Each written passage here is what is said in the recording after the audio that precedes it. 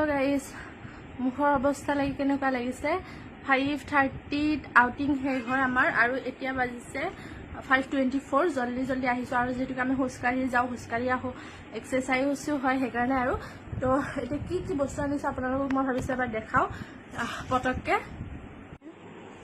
মোৰ অৱস্থাটো নাচাব, মই আপোনালোকক কি কি আনিলোঁ দেখাওঁ। প্ৰথমতে এয়া কলৰ চিপছ,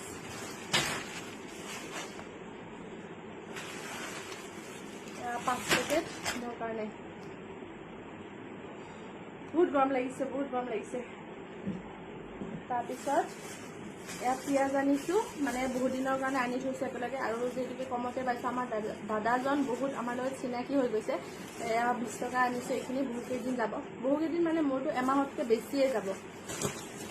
এইখিনি পিঁয়াজখিনি আনিছোঁ।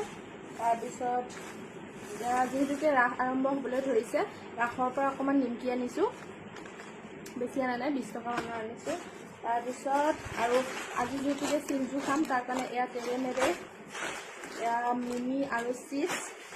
তাৰপিছত এয়া চিপছ, মিমি, মোটামুটি কেইপেকেটমান আনিছোঁ, আৰু 10-12 পেকেটমান এইখিনি আনিছোঁ। আৰু শেষত এইখিনি ক'ৰবাত চাই ভাৰী বস্তু মই ইমান মানে দাঙি দাঙি আনিছোঁ।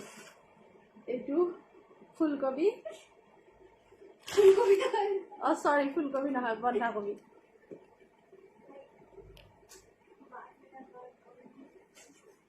তাৰপিছত তিয়হ আনিছোঁ। তাৰপিছত মই অকণ বস্তু দেখাই দিছোঁ, বেছি বেছিকৈ আছে। তাৰপিছত বিলাহী আনিছোঁ এইফালে, তাৰপিছত জলকীয়া, তাৰপিছত এয়া নেমু। অ'কে, বাই।